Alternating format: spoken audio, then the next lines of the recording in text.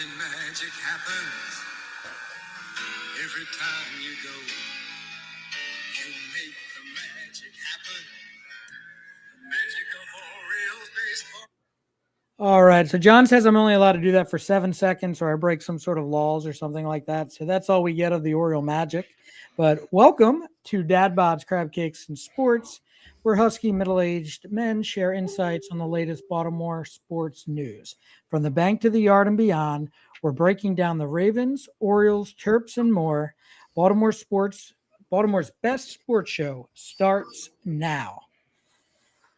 Good evening, ladies and gentlemen. Good evening, Mike and John. It's Christmas Eve. Yes, sir, it is.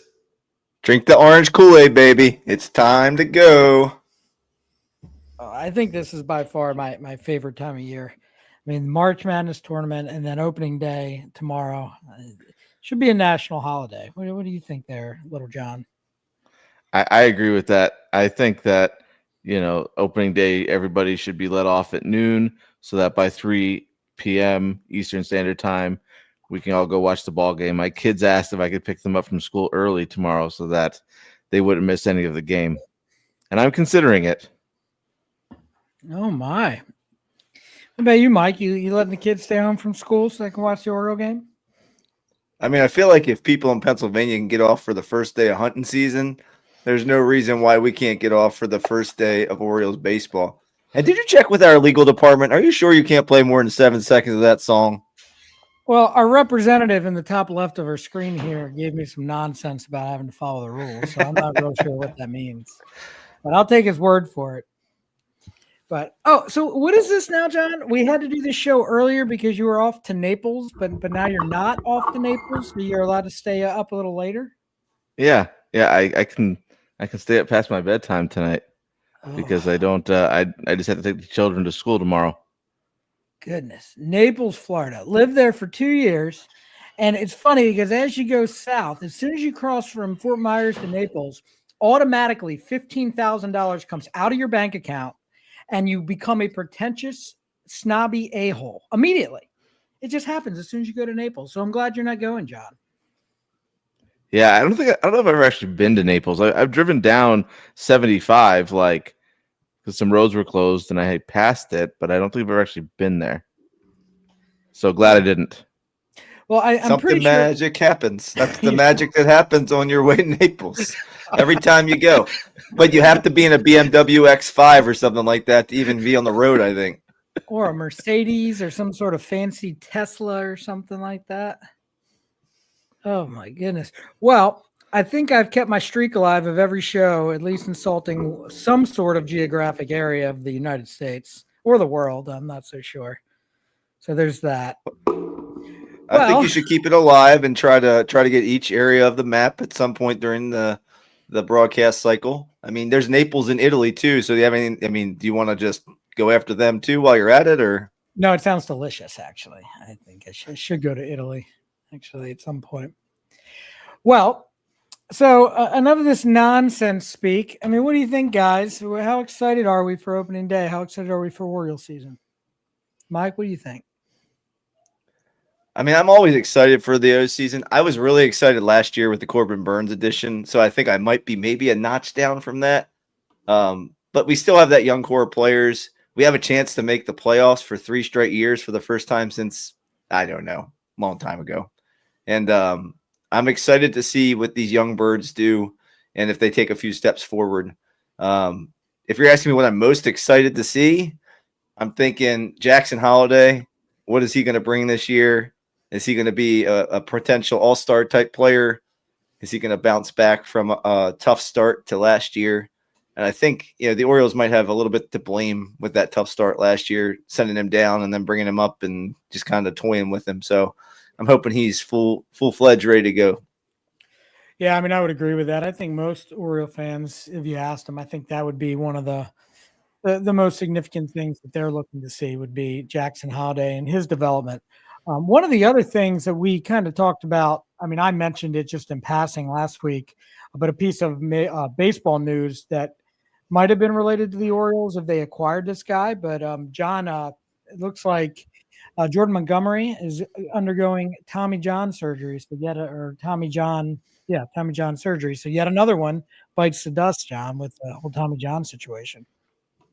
Yeah, I saw that and I'm just like, man, what can we, what can we do right? And that was one of the good things we did. We didn't trade for him, was on him in the offseason. But just think that there's got to be something going on, that there's all these Tommy John surgeries and Tommy John injuries.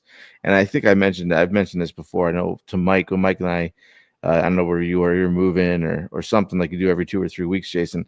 But I mentioned the laces on the baseball. The seams on a Major League Baseball are much lower than that of even a college baseball. So you have to put a lot more pressure on the seams to get the ball to spin. And I think that may have something to do with it. But it's just, it's just unfortunate. Just Garrett Cole and then, just down the list of guys with the Tommy Johns and the elbows. Yeah, John, I mean, you can't keep this stud in a barn. You got to let me roam free, so I can't always stay in one place. So don't, I am who I am. All right, Mike, now to you. Well, I mean, you follow that? I mean, Jordan Montgomery to me was one of those guys that, it was always like he was going to get mentioned as an acquire, like whether it was the Yankees or the Orioles or somebody like that. And obviously that door gets shut. But kind of just touching, and Mike, you can touch after that on what John was saying. I think a lot goes into these Tommy John situations. I think it has to do with guys throwing harder than before. I think it could be with the ball. The ball's changed like 3 or 4 times in the last few years. It went from a tight wrap ball to higher seams because they're trying to figure out how to not give the advantage just to either the hitters or to the pitchers. And then they sped everything up with the clock. So your mechanics and the way that you were brought up has changed over time. But to me, it's almost a foregone conclusion that if you're growing up to be a pitcher and you have aspirations of being in the majors, you're eventually going to have Tommy John surgery. That seems to be your fate. I mean, what do you think, Mike? I mean, you might as well have Tommy John surgery when you're with the pediatrician and you're getting your shots if you're going to play baseball. No, but I listened to one of the shows here in Baltimore, one of the local radio shows. They had Leo Mazzoni on, and we're talking to him about all these pitchers with Tommy John. And like you said, Jason, we're asking starting pitchers to throw everything they got into every pitch and really focus on pitching 5 innings with maximum velocity, which was not the way that baseball pitching worked back in – I sound like an old man – like back in the day when you had these guys throwing games. They knew how to manage their velocity to make sure they could pitch longer into games. You don't see that anymore. You want these guys throwing max velo, and then you bring the guys in behind them throwing max velo for 1 inning at a time so that you are putting constant pressure on your opponent by throwing high speed. The guys before, they got by with changing speed. And so the game has evolved, and it really has shown in a negative way with all these TJ surgeries. So I get that, and that's 100% correct. But I guess what I'm going to question is why? Why are we so concerned with 5 innings of max velo when it worked just as well previously? Like you had guys winning 300 games because they would go so many innings and they would have this many complete games. Those records will never be touched again the way that we're going. But I guess my point to all this are, why are we concerned with throwing as hard as we can with 5 innings when you're making a like $100 to $200 to $300 to $400 million investments in these arms, where that was never the case before? So they're making more money. These teams have huge investments in these guys. So why are they going this way, John? Like, what do you think? Why would they be going down that strategy instead of saving these arms with these big investments? I think it's a couple different things. I think some of this may have to do with the technology and the analytics of being able to watch every pitch from your previous at bat 10 seconds later when you're sitting in the dugout striking out, and then going back and seeing, okay, this pitcher did this for every single outing. where, even 25 years ago, that wasn't really possible. Where now it's like, okay, you have 2 at-bats against a guy throwing over 100. You're going to have to try to catch up to this in 1 or 2 at-bats. And with a little bit of tail, a little bit of movement on that baseball, it's very difficult to hit. And, if you have to go a third round, these guys are in the major leagues for a reason. They can hit a fastball. Like, I've talked to many, many guys who have pitched, in the majors and the minors, who said at this level, anybody could hit a fastball. But, 100, 103, 104 miles an hour is a lot different than the Greg Maddux 92 mile an hour fastball. And I think a lot of it, though, has to do with the analytics and the technology to just be able to really hone in on what a pitcher is going to do and have more knowledge going to the plate beforehand. Yeah, Mike, do you want to touch on any of that? Well, I mean, I think part of it has to do. I listened to another sports talk show today where they're talking about, what do you think with Sagano? How's he going to come out and pitch? And he doesn't throw super hard. He throws, like you said, John, 92, 93, but he has a 6-pitch mix, right? So if he only has 2 or 3 pitches working that day, the margin of error there is slimmer than when you're throwing 99, 100 miles an hour with your fastball. Your pitch mix is limited. You might not have every pitch working that day for you. So the margin of error when you throw harder, obviously, it helps you out with that. But you think about that, too. It's really changed the game. Let's say the Orioles, with the Dylan Cease rumors, for example. The Orioles, there's still an SI article about trading for Dylan Cease. And would you give up Kobe Mayo and Samuel Basayo for Dylan Cease? There's no way I would do that, especially in today's baseball when we're talking about all these TJ injuries. Those 2 guys could be cornerstone franchise players and bat, for 130 to 140 plate appearances for 10 years. And then that's one Tommy John surgery that Dylan Cease has, and you lose him for 2 years, and you've lost those prospects for 10. So it's like the gamble you're taking with all these TJ guys. And that's kind of where I've always stood on going out and acquiring pitching by having to give up like potential talent on the offensive side like that. Like, because not only are they only pitching every 5th day, but you're also, it's so much like the likelihood of a pitcher getting injured over an everyday player. I mean, I don't have any numbers in front of me, but I'm pretty sure that's much higher, so I mean, to me, we could go on this one, but I just wanted to touch a little on it because of, it's every time I flip the channels, I see again another pitcher goes down. And this one I think was relevant because I do think he was going to be on the trading block at some point. But kind of moving on, any surprises, guys, that Mike, I can start with you if you think you're ready, but any surprises on this roster? I'm sure they haven't finalized the roster. They'll probably do it in the morning. They usually wait till the day of. But any surprises on this 26-man roster? Not really, no. I guess Mateo, I heard earlier this evening, isn't going to be ready, they said.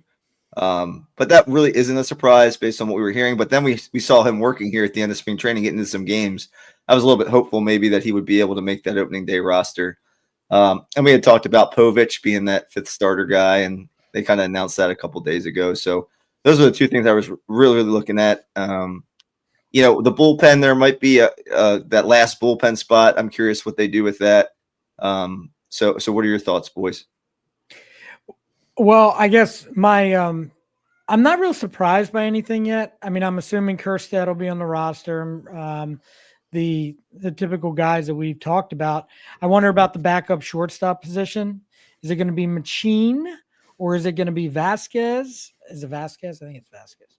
One of those 2 guys. Or Soto. So there's 3 guys that they could choose. I mean, right off the top, I think Machine had the most impressive, at least with the bat, spring. But is there a Soto limit, or do you have to have? Because we already have one Soto probably in the bullpen. Is there a rule with the Soto limit? No, more the merrier. Actually, it's actually you actually win a prize at the end of the year if you have more than one on your roster. So I'm all for it. Just got to stay on the roster. Can we get Juan Soto too while we're at it then? Because that would be great. Now that's just being ridiculous. Like, come on. Goodness gracious. You can't ask for everything, Mike. All right, John, what do you think? Anything going to surprise you? Not really. As I was going over this and looking at it, it's more or less what I had thought, obviously without Gunnar Henderson, that that changes a little bit of a few things, but not anything incredibly out of the ordinary with the way that, starting spring, I thought, well, maybe Mayo can play himself onto this roster. But as the spring went on, he didn't do enough to warrant a spot right now on the team. But I think otherwise, there's not really any surprises. And with the way, too, that, like I've spoken before about how they bring guys into camp, there's just not a lot of, wow, this guy, we brought him in as an invitee and he just took off. So we're going to put him on the roster anymore. Well, where I think it gets interesting is, like, I think we all agree that Laureano is going to be the fourth outfielder this year. However, I do think it's important that they get Kjerstad into the lineup as much as possible, especially against righties. But he also isn't that bad against left-handed pitchers, pardon me. So, but Mullins is terrible against left-handed pitching, or at least has been the last couple of years. So that moves Cowser to center field, Laureano to left, and then O'Neill kills left-handed pitching. So he's in the lineup. Mountcastle kills left-handed pitching. So now your DH is Kjerstad, or you throw him in right field, depending on where you're playing, and then you put O'Neill as your DH, Mike. So, I mean, that flexibility of being able to have him, and then if something were to happen to him, who's the guy that they signed from the Cardinals it's off the top of my head? Carlson. He's going to be in AAA, I'm assuming, to start the season. So, yeah, Mike, the flexibility, I think, and to be able to match up against the right-handers and left-handers, I think, is a huge advantage. Yeah, and I think that's something that we missed a little bit last year. So it does help us going into this season to be able to kind of see what that day's starter is going to bring, and then you got to suit your lineup to where we need that to be, especially losing switch hitters like Santander in the lineup. It gives you more versatility that you're going to need this season. I'm excited too. If you look, it's usually AA where your strength is, but our AAA roster is like ridiculous right now. If you look at Samuel Basayo, you got Kobe Mayo, Dylan Beavers, Judd Fabian. You got a bunch of guys down there that should be mashing the baseball. I'm just curious if they're going to get what they need when most of the higher end prospects are usually in AA. Do you guys think that has changed? Do you think that's a good thing for them to be there ready to come on up?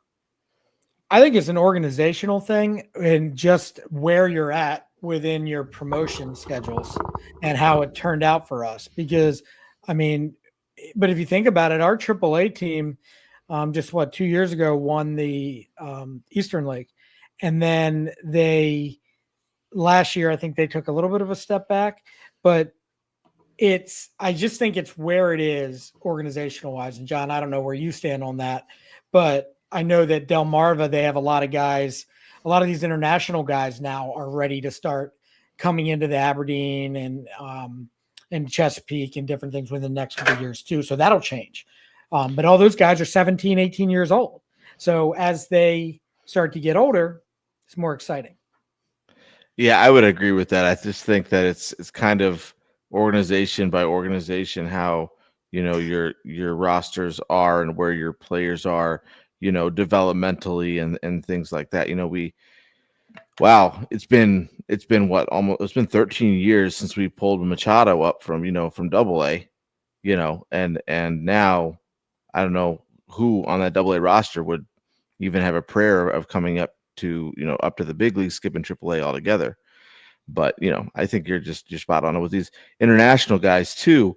They need so much more than the guys who are native English speakers and used to the environment around them as well. So sometimes keeping them down there, both from a baseball standpoint, but also from like a social standpoint as well is very important for them.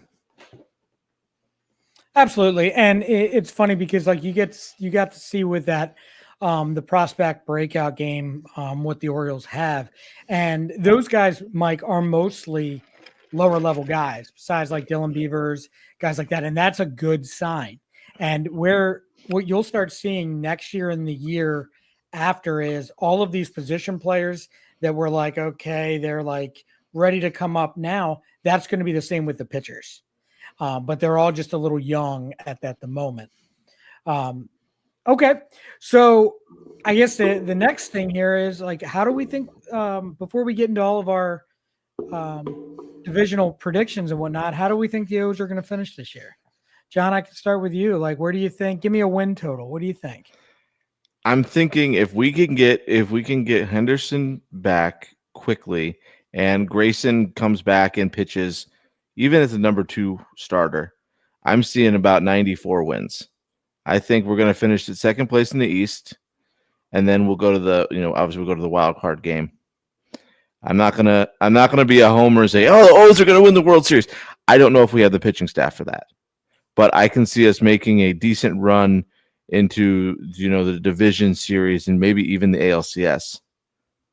I just don't think we have enough starting pitching to get us all the way to the World Series, unless at the trade deadline something could happen that we don't expect, but who knows? Mike, what do you think? Yeah, I think you're close, John. I'd say they're in line for 88 to like 92 wins, probably right in that range. I think just the AL East is a strong division altogether. So to get mid 90s in the win column, it would be a really impressive feat with that. With Boston being stronger this year, New York will be strong. I know that they've had some injury issues. You can never count out Tampa. They're always very good. And I think Toronto is going to be decent again this year. So you've got 4 divisional teams that are all going to be – they're not going to be any cupcake games in the division. So, you got to remember that when we're talking overall. I see them finishing probably in second place, getting a wild card spot. And then we'll see what happens from there. Well, let me ask you this then. 87.5 wins. I'm just pulling up one of these fancy gambling sites that I may or may not use. And they have the Orioles. In Florida, aren't you only supposed to use Hard Rock? Hey, no one asked you, Jason. John. Stop giving my business out on the airwaves. He pleads the fifth. Okay. The Orioles were predicted for an over-under of 87.5. So, John, based on what you said, you're going over. And Mike, it sounded like you're also going over by like a half a game. You said 88 wins? Yeah, I guess I am.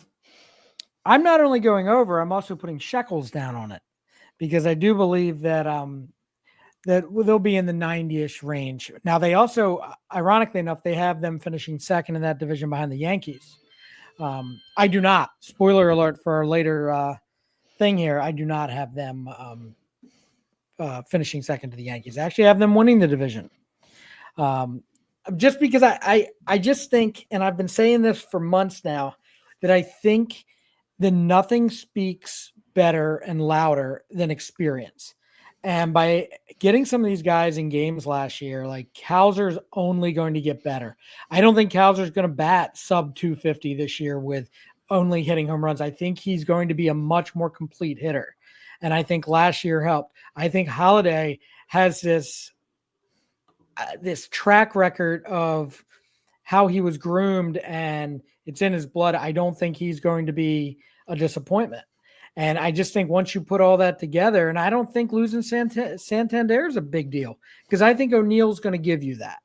Maybe not 40 some home runs, but I think you'll see a lot of production in there. You might lose it in the leadership area, but I am very confident that they'll do well this year. And I do have them winning the division. Now I don't know what that means as far as wins. What's it take to win the East next year? 92 wins, 91, 93. I don't think they're winning 100 games, but I do think they'll win the division. Let me say this about the East that's going to be interesting. It is going to be interesting to see what happens in Tampa since they're playing outdoors, seeing how many double headers and things end up having to be played and all those sorts of things because they're playing at George Steinbrenner Field in Tampa this year because the Trop roof isn't done. So that's going to be an interesting thing to watch both with scheduling and then with how the Rays play at home, having normally played indoors. Oh, it's funny you should say that because if you can even attach like a fantasy baseball thing to that, where it's like if you listen to any of the experts and myself, like I'm fading the pitching for Tampa because they're outside in 100-degree heat. And I think the ball's going to fly out of there. However, their offensive players like Brandon Lowe, Josh Lowe, guys like the Caminero, Aranda, guys like that, I think will take advantage of doing that. Now, if they get all these games in, because some of these games are going to have long rain delays. So, Mike, I don't know what you think about that, but I mean, it's definitely a unique situation. Yeah, I mean, I think you do have to factor that in, right? Like, think about the foul territory in Oakland, and how much of an impact that makes to pitch there, to get those extra outs where you have the ball staying in play in all that foul territory. It's a similar situation where it can help the pitchers in a lot of ways. And having a climate-controlled environment helps a pitcher, obviously, as well. I don't know what the impact's going to be, but I'm certainly interested to see if it does have an impact on the Rays pitching staff, which has been very, very good for a very, very long time. We'll see. They have a lot of young players, just a lot like the Orioles. Maybe not quite as highly touted, many of them, but the junior Caminero guy is supposed to be pretty daggone good. Yeah, I mean that's he's their top prospect right now. That made it up there. I mean, it's just again that their pitching to me just is. Like they have a great pitching program, but you just change the game for them by putting them outside. So I'm not convinced. Plus this too, Jason, it's only 314 down the line. Right. Mountcastle was talking about it a few weeks ago that he goes, the ball's going to jump out of here because down the right field line's only 314. So you put that with the humidity and everything else, and it could be interesting because I think they had something like 40% of the Yankees single A team who plays there normally, 40% of their games were rain delayed or rained out. Oh, that's going to be a terrible problem. I mean, it's almost like you either have to play the games early on in the day, like I'm talking like 11 a.m., 12 p.m., something like that, or you have to play at like 7 o'clock at night, and like or 7:30 every night. You can't play in the middle of the afternoon. I mean, it rains here, Mike. I mean, I'm sure you know, but it rains every single day during the summer for at least like 30 minutes, 40 minutes every day. Oh, yeah. I remember like when I went to Disney World, you'd have to have like a poncho for between 3 and 6 p.m. like every evening. But, what they did with I like golf a lot. They had this little X golf thing where you can now play inside. There's a little simulator. And I know ESPN has the new golf league where it's inside. So maybe they need to look into some type of simulated internet version of the baseball game, and maybe they can get the games in better that way. Oh boy, the Major League Baseball and the computer umpires, you guys are ruining everything. Yeah, you guys, that was Mike's idea. I had nothing to do with that. I think the computer umpires is the dumbest thing you can do, because who are you going to turn your hat around at and kick dirt all over the plate when the computer makes a bad call? It's just I just been reading the Earl Weaver book, man. You need a real person so you can scream at them. Fabulous. I mean, the guys can drink while they play. That's what we do at X Golf. You just kind of hop in when it's your turn. You lounge on the chair. It's wonderful. Well, you must not have watched baseball in the late 80s, early 90s, because they were all drinking during the games. Putting all kinds of items in their body they shouldn't have been. Like our slow pitch softball pitcher who used to bring his chair out and smoke a cigarette on the way out to the mound. Oh, that's so true. That's all right. I mean, I used to bring coolers to the games. I mean, it is what it is. To each his own, But we digress. Okay, moving on. So while we're on it, so why don't we just jump right into it? Do you guys want to give your predictions for the different divisions? We can start with the AL East. Yeah, that sounds good. I'll go. I think the Red Sox are going to finish in first. I think they've got a good starting pitching. They've got some young guys who are both at the show right now and then at AAA, and who will be at the show at some point. I think they've got Roman Anthony, who's down. They're down at AAA. Pawtucket. He'll be at the show at some point in time this year. Actually, I think he's fourth in the betting odds for Rookie of the Year. I think the Red Sox have two guys in the top 4 or top 5 in betting odds for Rookie of the Year. So I think the Red Sox are going to finish in first in the East. I think the Guardians. Hold on. What? Let's go team by team in the East. Okay. So I think it's going to be. I don't have that, Jason. I just got the winners of each division. Okay, fine. You know what? Lamos. We'll do it your way. I'm just gonna pull this out of my butt, man. Here we go. It's gonna be the. No. It's, Leave it's what's up there, please. But listen, hold up for a second. So let's do division winners, and then who you think will be the wild cards out of the American League and also National League. But you go ahead, John. So I don't mean to disappoint everybody. I'm sorry. No. I think the Red Sox will win the East. The Orioles finishing in second, going to the wild card. I could see all the wild card winners coming out of the East. But then I think the Guardians will win the Central. And then I didn't look real close to the AL West, but I think that maybe the Mariners surprise some people and they finish top of the West this year. Okay, so who are your wild cards again? I think the Orioles and the Yankees. I think the Yankees will get in as a wild card. Fair enough. All right, so John, can you write these predictions down so we can go back on these later? Or we can just pull the show up, but I can write them down. Yeah, give me a second. There's a thing called Microsoft Word that works very nicely. All right, stop your sass. All right, Mike, your turn. I'm going to use the note on my phone, also high tech. I have Boston winning the AL East also. I think it's going to be tight. I think it's going to be a low 90s win total, but just maybe a game or two ahead of the Orioles. I think the Orioles get a wild card spot there. I have Cleveland winning the Central. I just think strong pitching. I like Jose Ramirez a lot as a team leader there in Cleveland. Give me Seattle to win the West with their strong starting pitching. Hopefully they did enough in the offseason to strengthen their lineup because that was definitely an issue last year. But I think Houston takes a step backwards in that division, losing some key pieces like Alex Bregman. And then give me for my other two wild cards, I have Baltimore, and I'll take Detroit from the AL Central.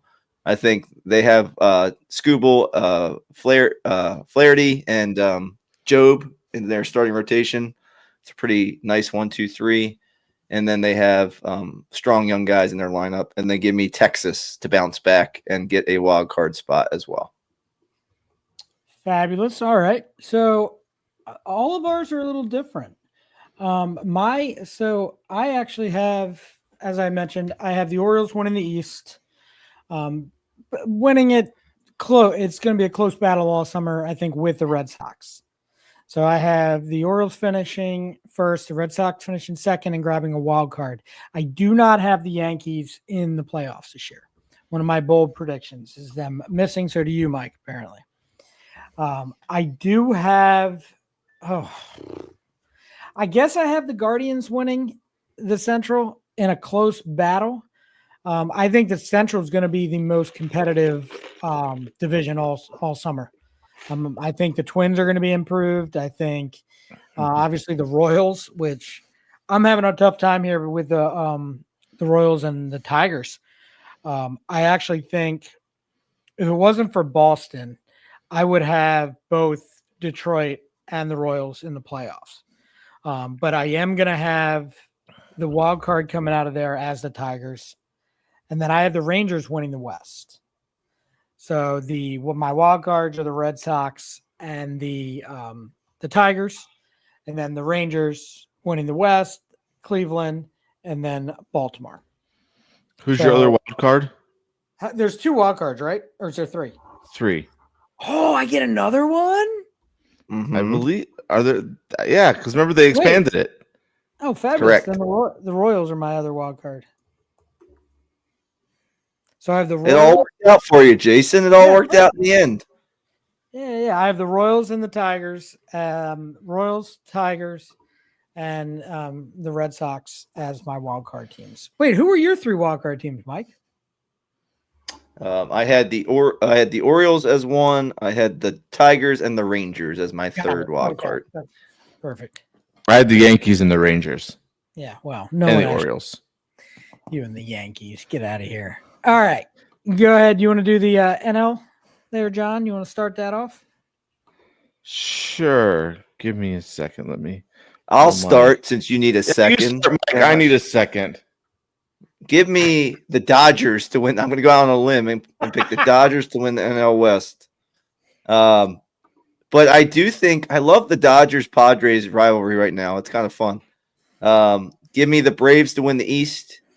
I think they need to get healthy. Obviously, Acuna is supposed to be back in May. They got to get Spencer Strider back. I think Schwallenbach is going to be a good pitcher for them this year. And they had a tough year last year with injuries, but they bounced back this year to win the NL East. Give me the Reds to win the NL Central. That's my upstart team this year.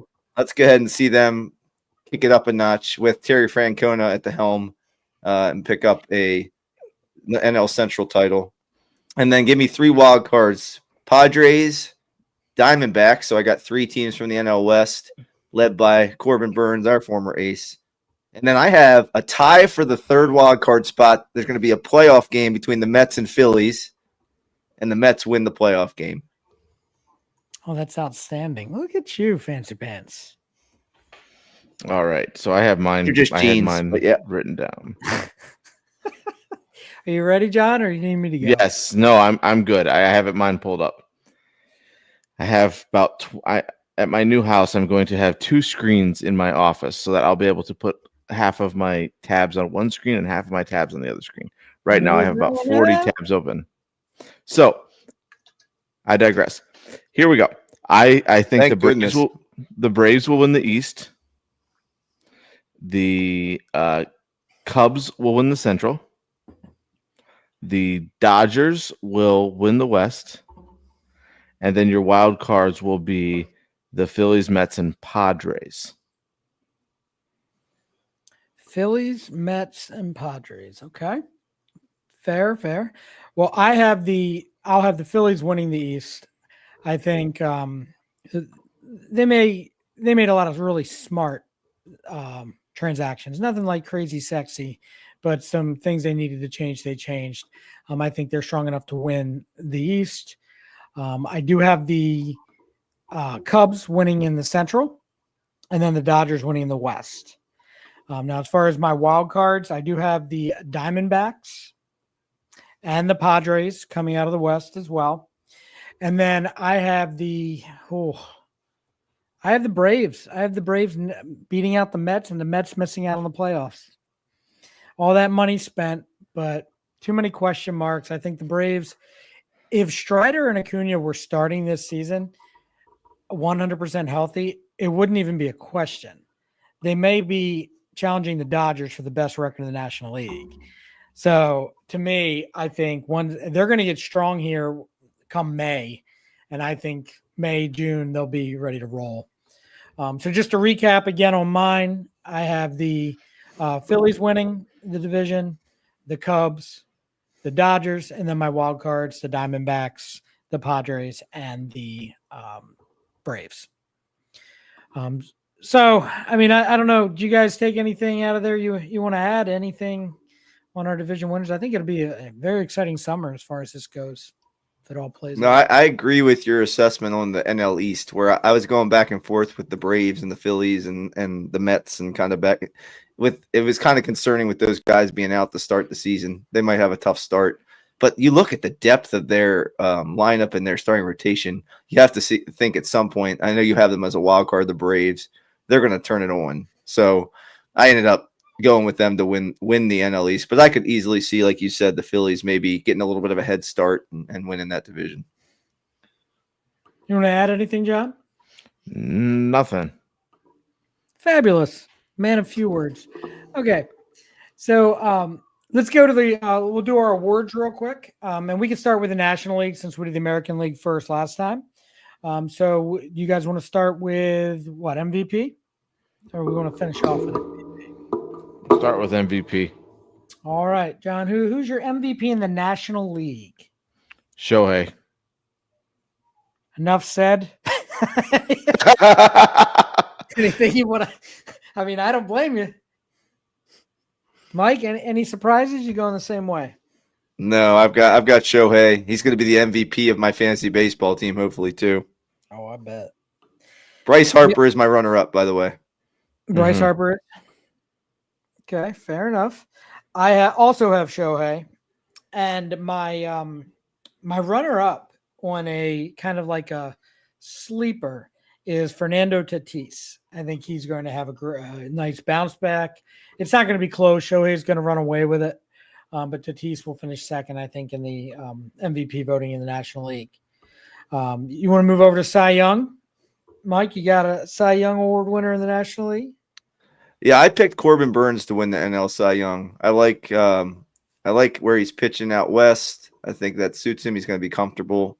I think he had a pretty good year last year, but he's always got a high ceiling. So I'm going to pick him as a Cy Young winner.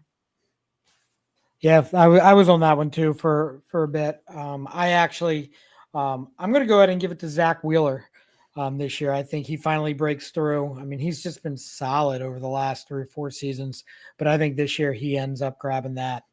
What about you, John? Who do you have? I'm going to go with Paul Skeens. I think he has the Everyone's best favorite. Yes, well, he has the best odds in BetMGM and in most of the sports books. Plus, he's only getting better every year that he goes out and pitches. So I think he's one of those guys that, you know what, you have all the film on him you can find, but he's still going to find a way to make hitting very difficult for you. You know, so Sure. I think he's barring an injury or something catastrophic happening, I think he could run away with it. Yeah. I mean, and again, he's one of those guys who throws very hard. He's been pitching. I mean, he's pitched an awful lot. He pitched through college. I mean, he might be one of those guys. I mean, I don't want to wish anything bad on anybody, but that's one of those to me that I always keep in the back of my head as a possibility. Well, here's the other thing to remember about Skeens too, and this is to go with the arm injury thing. He was a catcher too. Mm-hmm. So he was throwing just as much as the pitcher was, if not even maybe a little more. So that always concerns me too, are the guys who have caught, because like remember Wieters had Tommy John surgery, like 2011, something like that, 2013, somewhere around there. But people don't think about it, but catchers throw just as much, if not more, than but pitchers do. Wieters was a closer in college too. Oh, that's right. I forgot about that. Yeah, which means he pitched all through high school too. Right. So yeah, I forgot about that. Okay, Mike, who do you have for the Rookie of the Year in the National League? Roki Sasaki. You're going chalk. I like that guy. He's on my fantasy baseball team too. I got to root for my guys. Isn't that how this works? I like our guys. I like our guys. What about you, John? I think that Dylan Cruz from the Nats. That's who I have. Look at you, John. Wow, Jason. I would say great minds, but I am far superior, so we don't have that. I was gonna cut this up and say and take that and save that somewhere special to use at a later date, but you didn't give it to me. John, I have a caveat for you. Just be careful with Cruz. The last time you went on a cruise, you were out for a long, long time, and we were worried that you fell overboard. So watch out with Cruz. Yeah, but Wilson and the U.S. Coast Guard are always there to save you, so I'm not too worried about that. Wilson's a volleyball, John. He's not a real person. I hate to break it to you. Sorry, Tom Hanks. When you're stranded on an island, you need something, and that ball was all I had. Oh, Lord. All right, moving on. We digress again. All right, so the American League MVP. John, who do you have winning the American League MVP? I was going to say Gunnar Henderson up until this injury, so I'm going to go with Bobby Witt Jr. from the Kansas City Royals. Fair. Yeah, for sure. Mike, what about you? That's a solid pick. He was my runner-up. I like Vladdy in a contract year. Give me Vladdy Guerrero Jr. He's going to go off and hit 40 bombs and drive in 120. He's going to get traded. They're not going to hang on to him. He's still going to do that and win the MVP. Ooh.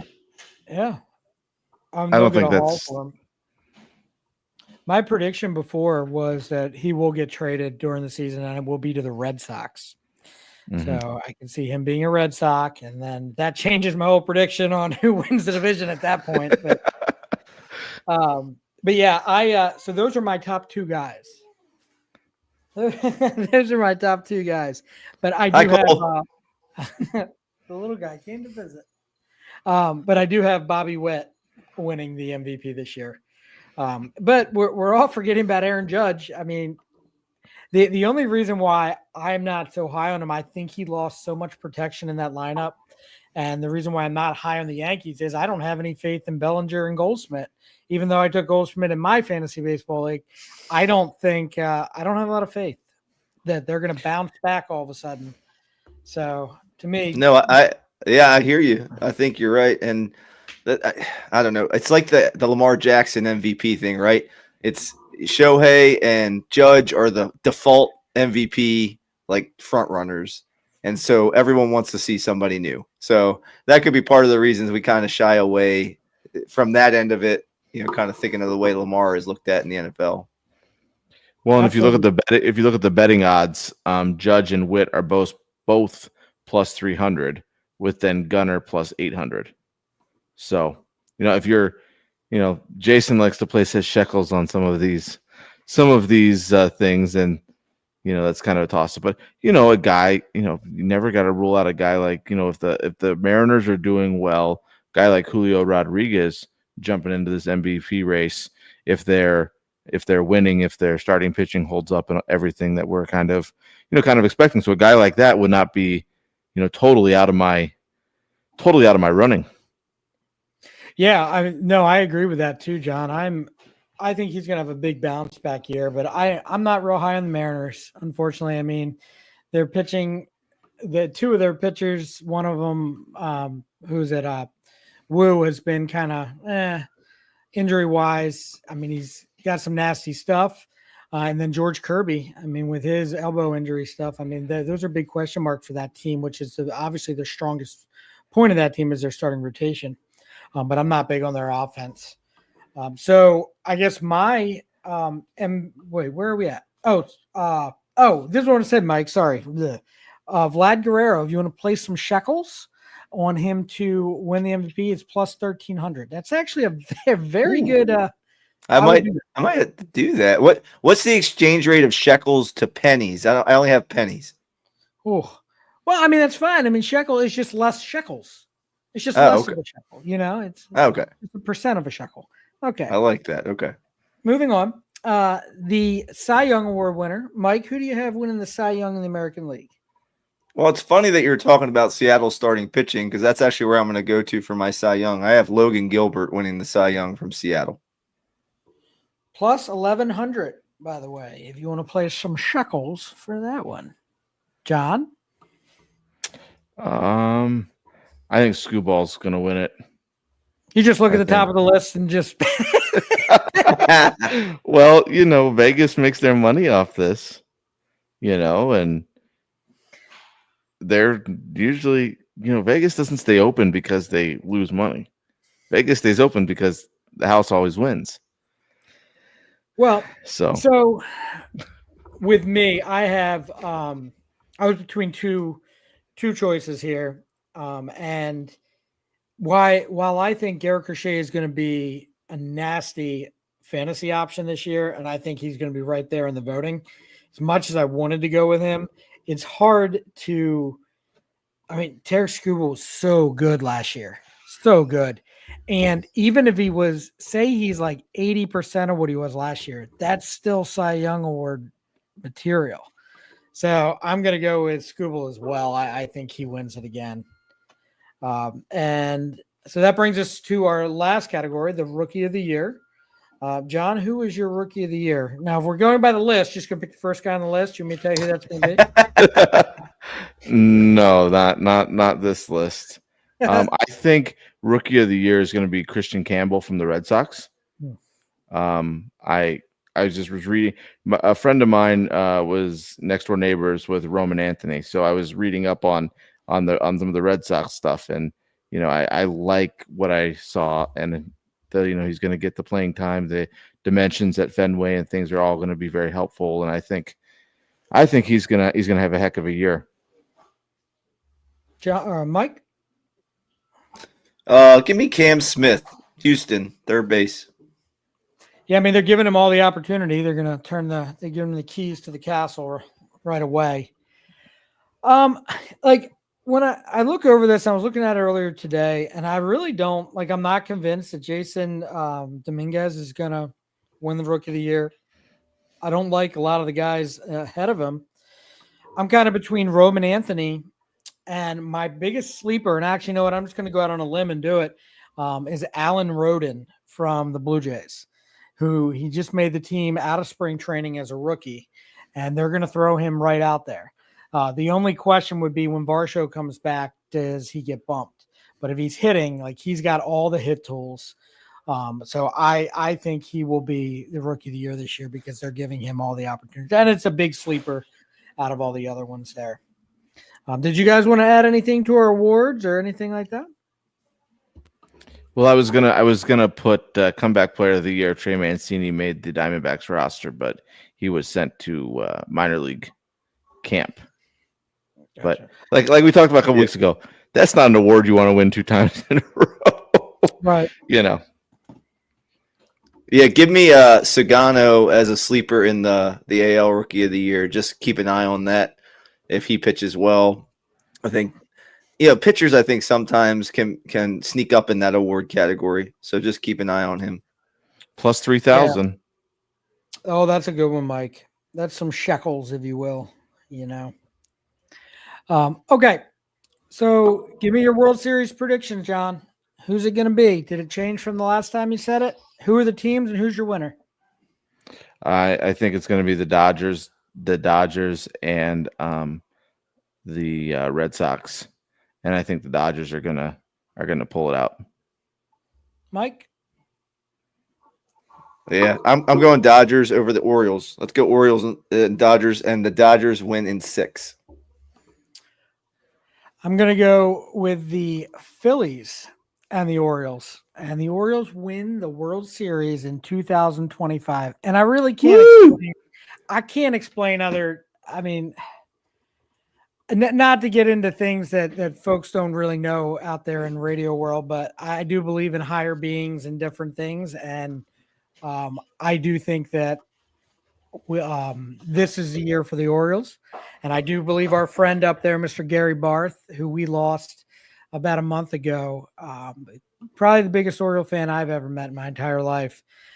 Something tells me that this is a year of the Orioles. I know that's not statistically accurate, maybe, but this year's the year of the Orioles, as far as I'm concerned. We'll see. Well, it would just be like 1983. 1983 That's the year again. By the way, that was the year I was born, and I would love to actually see a World Series because I was 3 months old at the parade, apparently. That's what my parents told me. Did they bring you to the parade, Mike? They did.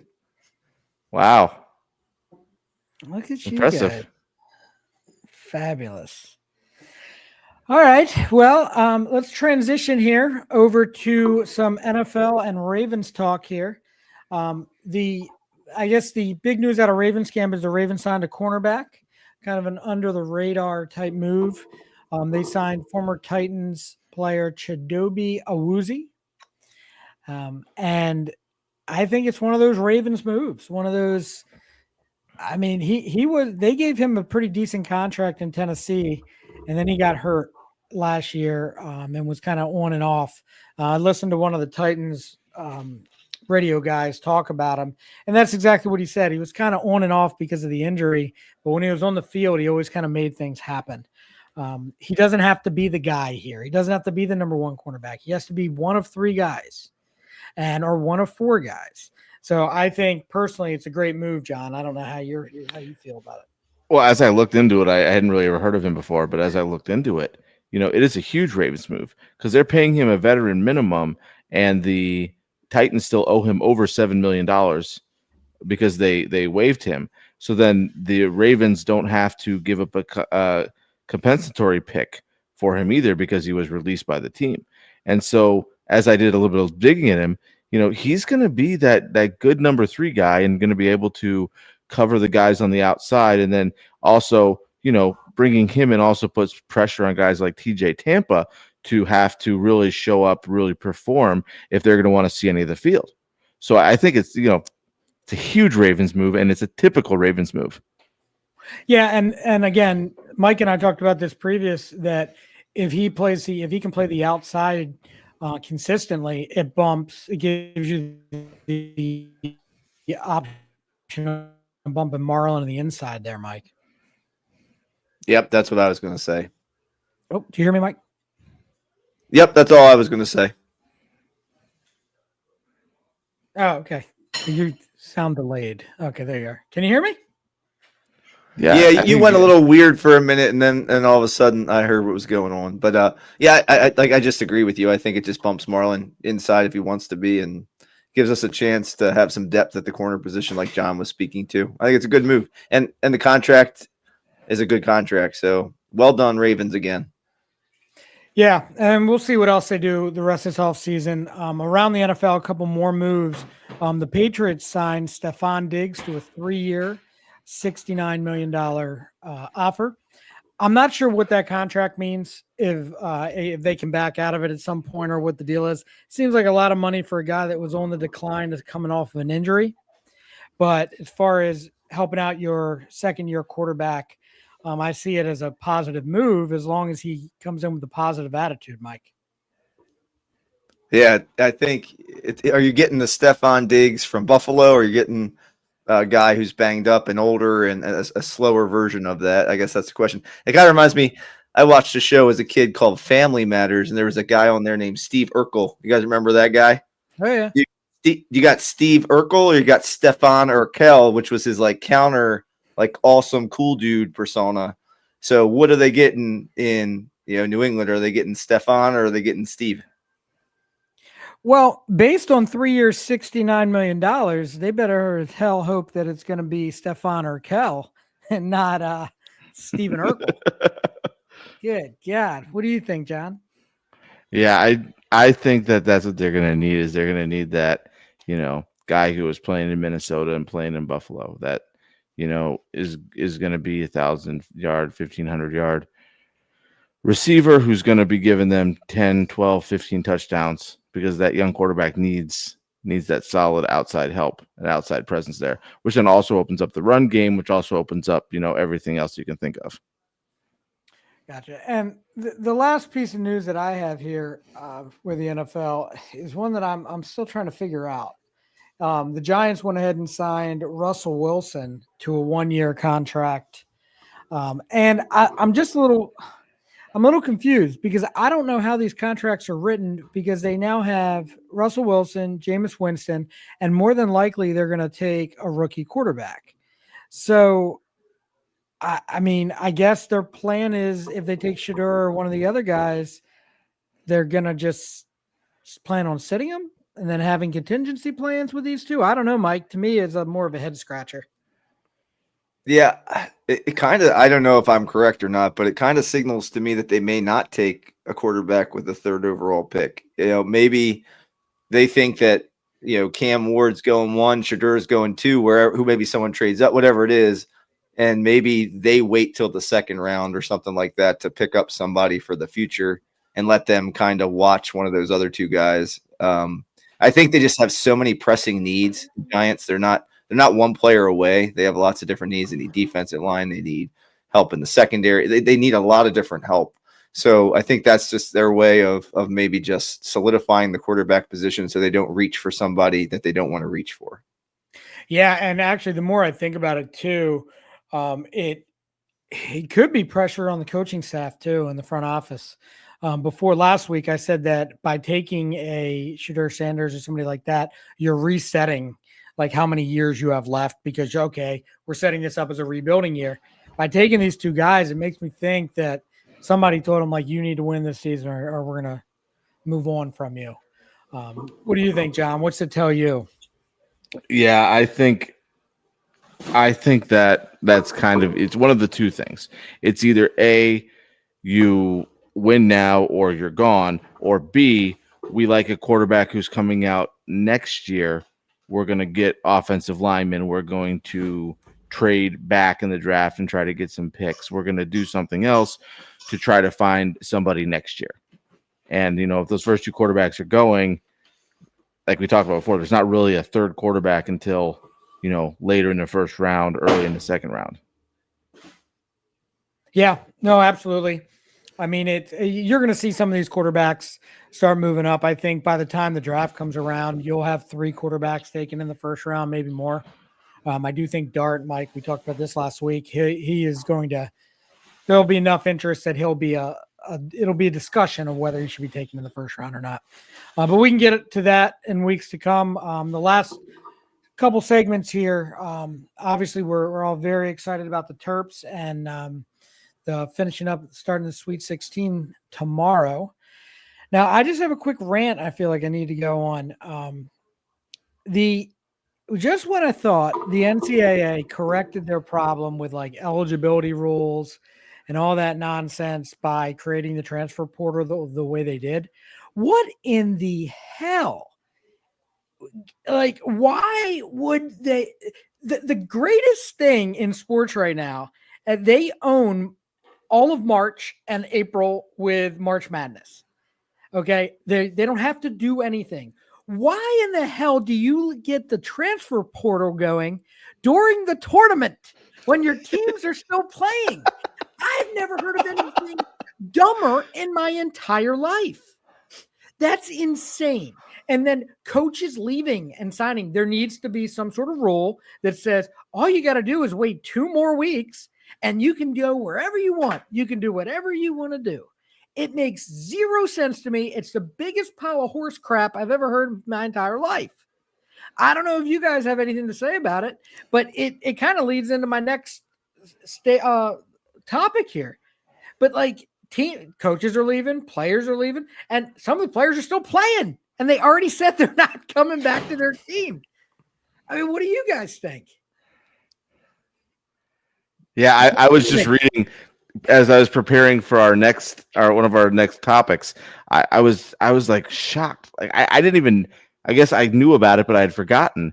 And I'm like, what in the world is this? The coaches are moving while the tournament's going on. If your team is still in the tournament, you're getting interviewed while you're playing, and then you're talking to your players, telling them you're leaving, so that then they stop playing, so that they go with you, and they want to lose so that they can go with you where you're going and make more. Yeah, I had the same feeling, Jason. Oh, it's so terrible. Like, I'm fine if they want to keep it the way it is as far as having the transfer portal, even though I still have feelings on that. But that doesn't matter. It's just the timing of this doesn't make any sense to me, Mike. I don't know if you have anything to say about this. I mean, the number of people who have already entered the transfer portal is astronomical. And it's already so bogged down with all the NIL stuff and all of the transfer portal stuff, and things have changed so much in college basketball. I recently heard that St. Francis of PA has moved from Division I. They're going to move down to Division III, and I think a lot of that is because they can't handle all of that NIL stuff, and they're a Catholic university, and they have to put their priorities in a different place. So you're seeing like the whole landscape of college basketball change right before your eyes. And I think you're going to continue to see those shifts. And I hope it doesn't destroy, amateur athletics as we know it. And I hope it doesn't really cause permanent damage. But I think you're going to see, I don't know if it's going to be like high level Division I, or like, is there going to be a different level of Division I where they can't have the same exact rules about paying athletes? There's going to be something different that happens. And I think you're just going to constantly see change until they have a grasp on what they're going to do with paying athletes and have a grasp on what they're going to do with the transfer portal. I mean, it's no longer like collegiate athletics. It's more like a separate league, like the XFL or the USFL. Like, that's what it is. It's not, it's like a separate league. Don't call it college athletics anymore for basketball, at least, because it's not. And I know some of the other sports still offer the same stuff, but even college football is not this bad. But college basketball is, I mean, it's got the unfortunate possibilities of getting way out of control. And if they don't get some sort of grasp on it and somehow tighten it up a little bit, it's going to get crazy, even crazier than it is now. Yeah, and with only 5 players on the court, your whole team changes from year to year. In football, you can take a few blows and still have a lot of players that remain. In basketball, it's like an entirely new team every year. It's basically like free agency every single year is taken over, and it's kind of difficult to watch. I mean, and I don't know what you guys have heard about the rumors swirling around with Kevin Willard. Maybe you guys can speak a little bit to that, but it sounds like maybe he might be leaving for Villanova. Yeah, that was the next topic I had on here, Mike. It's, to me, I mean, talk about disheartening. I mean, but the rumors are that Villanova has an offer sheet ready for him, and if you listen to Willard's interviews and the way he's talking, he's acting like a guy that has, like, he's saying some pretty bold things to his bosses and about his bosses.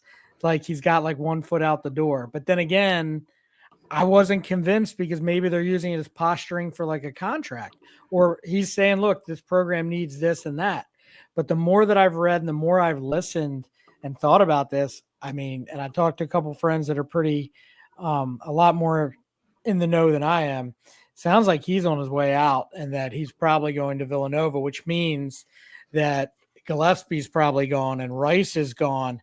And I don't want to speak out of turn here, but like they have to rebuild everything from the athletic director to the basketball coach to the entire staff. I mean, you're going from a team that potentially could go to the Final Four into having to rebuild your whole program. And if the University of Maryland allows this to happen, shame on them.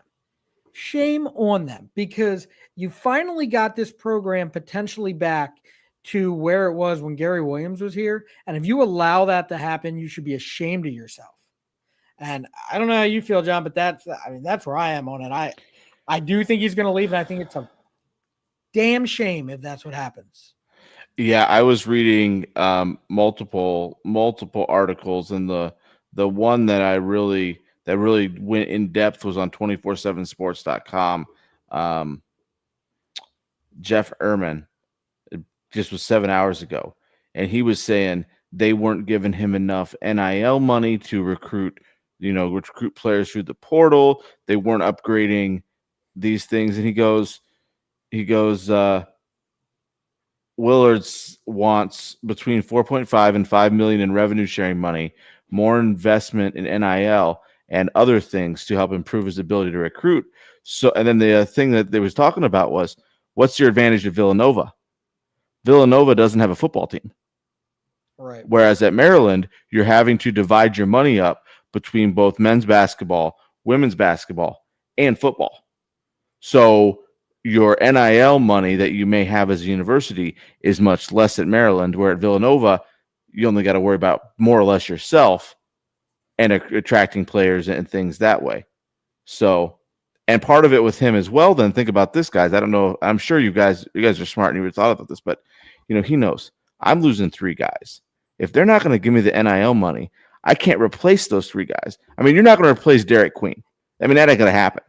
But you could find somebody in the transfer portal who's, pretty good and can get your team back up. Whereas next year, without those 3 guys, what's going to happen to the team?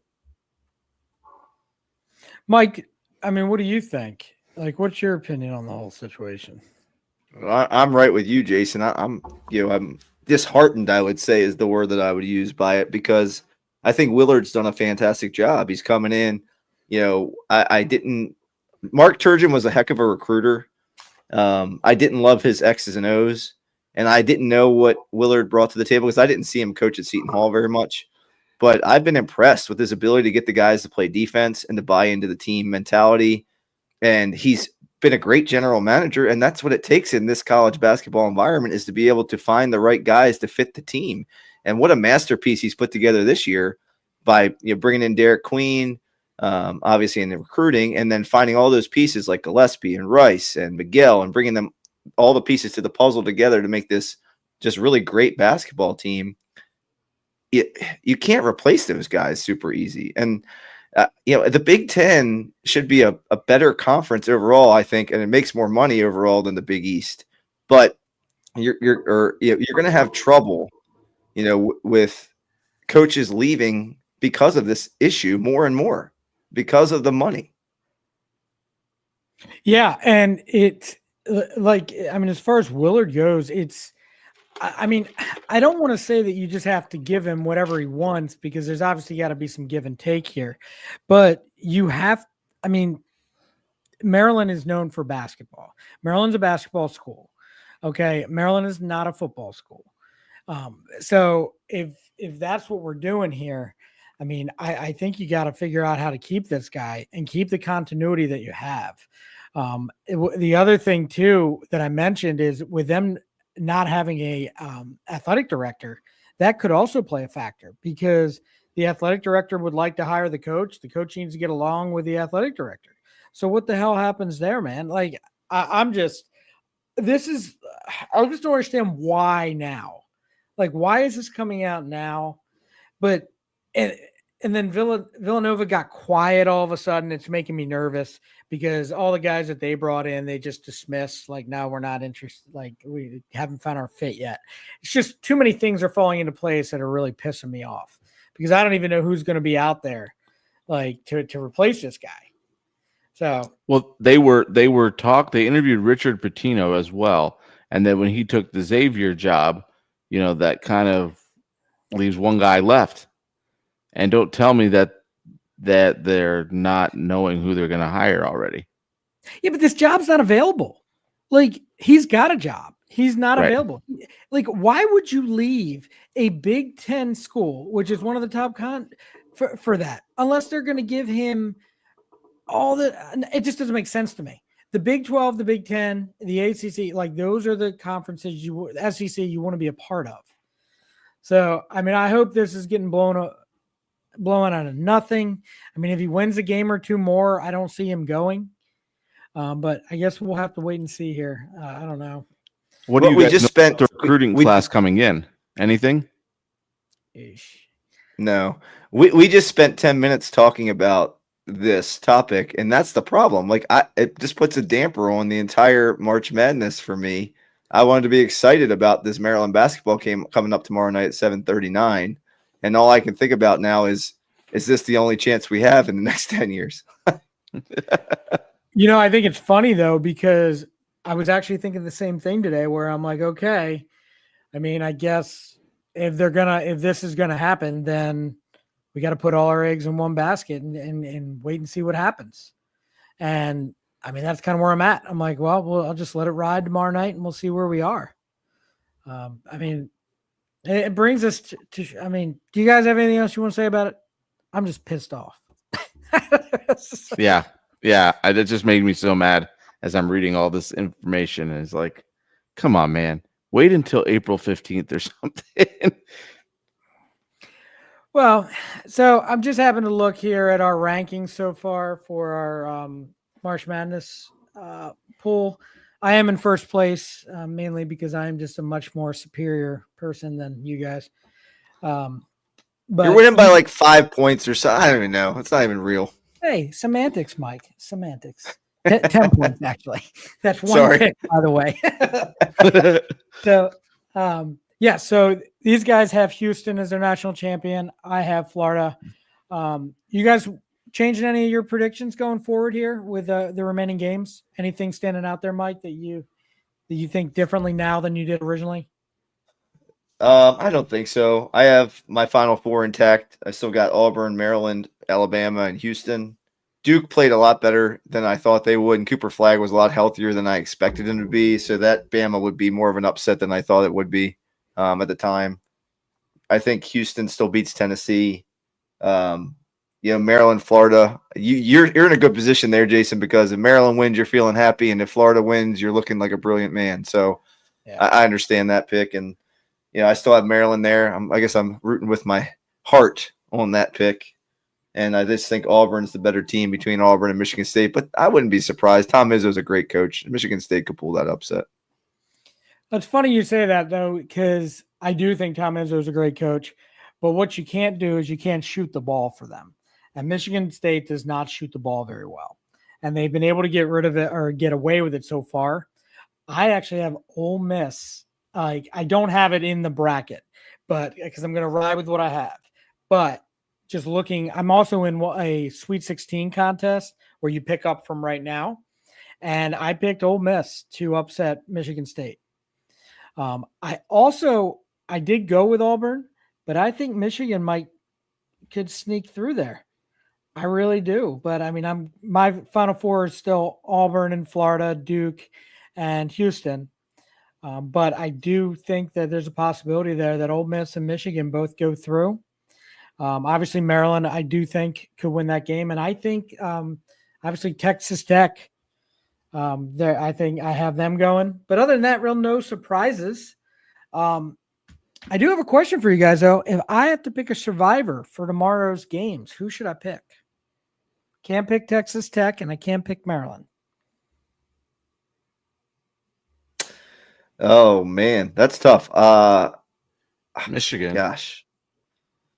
But the question is though, do you pick you don't want to pick a 1 seed yet, right? You want to hold on to those for later, right? I'd like to avoid it if I can. And plus I think Michigan could surprise Auburn. Mm-hmm. That would be mine is Michigan at the 5. I could just watching their games, and against Maryland they were a little sloppy. Maryland was sloppy as well, but the way they played on this past weekend, I think Michigan could be the surprise. But Jason, I do want to make one comment though on our app. Who does it say is going to win? Just so we have this out here for our listeners. Who's going to win? Who has the best chance to win our bracket? Oh, I don't know. Me. I have a 51.5% chance. Sure, if everything falls into place that you think, but I don't think it will because I'm. It says I have a 50.2% chance to win. You have a 30.3% chance, and Mike has a 19.5% chance. Right, but you both have Maryland in the Final Four. I think that would go down if Maryland doesn't make the Final Four there, Slick. No, it wouldn't, because we both have Houston as winners and you have Florida. Right. And Florida is still the weakest of all the number 1 seeds. Well, Jason, let's get back on topic here. Jason, I think maybe take a look at Alabama, possibly there. That's who I picked. I was curious if you were going to say something different. That's why. To beat BYU. I think BYU has looked really good, but I just think Alabama's a step up in class for them. And if you're trying to avoid a 1 seed, I think that's a strong 2 seed, and maybe think about going that direction. Yeah, I was thinking about them too, because the type of team that Alabama struggles with are the ones that try to slow them down. BYU is going to try to score with them. And anytime there's been like some crazy over in the tournament, Nate Oates over the last few years is 3-0. And when those numbers get that high, and BYU can score. But I don't know if they can out Alabama. So that's where I'm going with, and we'll give it a shot. I mean, it's a lot of money up for grabs, so I'll just blame you guys. I'm sorry. Go ahead. No, I'm just saying they're Mormon, right? BYU, so there's no doubting their ability to score. I would say. Yes, multiple partners actually as well. Yes. Okay, so real quick before we get into the blast from the past. So last week I showed you guys that bet that I had placed, that parlay, for $5. It paid out like $160. So I'm like, I wake up Monday to look just to make sure. I'm like, okay, got everything. I'm like, wait, where's the money? Why didn't I win? And I had Michigan State winning by 7. I go and I look at the last line. I picked Texas Tech for tomorrow's game. So I had to wait. No. I'm like, oh. So do you win? Do you win more at that point? No, I still win the same amount. Yeah, I win the same amount. The internet wins again. I know. I was like, oh, I slipped that one through. Crap. But so I have to wait and see if Texas Tech wins, and I win the bet. But all the other teams won. All right. You fellas ready for Blast for the Past? Are you prepared? Yes, I am. I am ready for Blast from the Past because I have to help my wife finish packing a closet up. Well, go ahead. You go first, John. Who you got? Okay. You guys should get this one very, very quickly. Every time you say that, I don't. Okay, well, this one should be easy, okay? I get nothing quickly, John. Okay. I'll keep that to myself. All right. He played for the Expos, White Sox, Yankees, A's, Expos, Orioles, and Marlins. He was a 7-time All-Star, 3-time World Series champion, won the Silver Slugger and batting champion in 1986. He led the National League in stolen bases 4 years run in a row from 1981 to 1984. He played for Tim the Raines. Orioles. Tim Raines. Yes.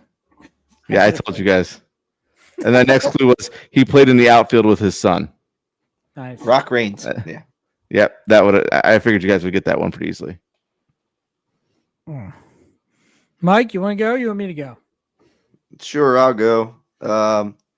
My former Oriole was drafted in both 1994 and 1995. And 94 by the Twins, didn't sign. 95 by the Orioles in the 10th round of the amateur draft. He only played in part of one season with the Orioles, and that was in 1997, which was a really good season for the Orioles. He has played in his career for Baltimore, Arizona, the David Yankees, DeLucci. and Texas. Yeah, that's him. I was going to go with also the expansion draft. He was the expansion draft for the Diamondbacks, and he won a World Series with the Diamondbacks in 2001. He had some really productive years too, actually. With the He did. Diamondbacks. Well, my guy actually played for the Diamondbacks as well. My guy played this baseball sport for 20 seasons, 2 with the Orioles. Those seasons were 89 and 90. He also played for the Rockies, the Angels, the Dodgers, the Giants, the D-backs, the Astros, and the Padres. He was an outfielder. He hit 304 home runs in his career. He had over 2,500 hits. He had a 271 career batting average as well. He won 5 Gold Gloves, and he was an all-star with the Padres and the D-backs. Can you give me the teams again, Jason? Yeah. Padres, Orioles, Astros, D-backs, Giants, Dodgers, Angels, Rockies. And what year did he play in Baltimore? 89 and 90.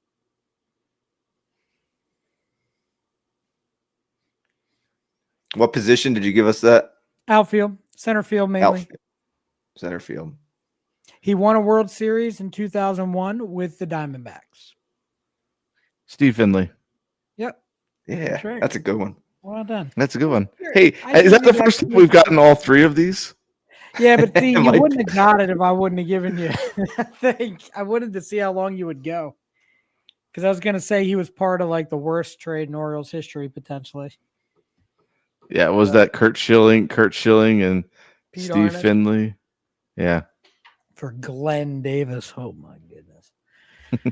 All right. Well, fellas, it's been fun. I'm very excited for tomorrow for baseball and for basketball.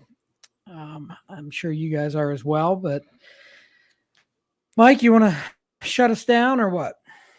Yeah, let me shout out real quick to the Lady Terps because I think they had a double overtime win, and that against was it Alabama. Is that correct? Mm-hmm. Yes. Did you guys see that at all? I did. Just saw the score and the highlights and what you sent. Yeah, what a great week for the Terps. 2 teams in the Sweet 16, men's and women's basketball. Little gray cloud hanging over them, like we talked about right now. But let's give them their props. Tomorrow, like you said, it's going to be an awesome day to be a Maryland sports fan. Go O's, go Terps. That's going to wrap it up for us in this edition of Dad Bods, Crab Cakes, and Sports. Thanks for hanging out with us this evening. Don't forget to subscribe on Red Circle, Apple Podcasts, Spotify, or wherever you get your podcasts. And while you're at it, leave us a review. It helps us out. We're trying to spread the good word about Baltimore sports far and wide. Be sure to follow us on social media for more behind-the-scenes action, memes, and bad sports takes. You can find us at dadbods_crabcakes_sports on Instagram and at dadbods crab cakes and sports on our Facebook page. You have a question or a topic you want us to cover? please hit us up at dadbodscrabcakesandsports@gmail.com. You never know, we might just shout you out on our next episode. Until next time, keep rocking those dad bods, eating those crab cakes, and never miss the game. See you later. Go Terps, go O's. Adios. Tomorrow's a great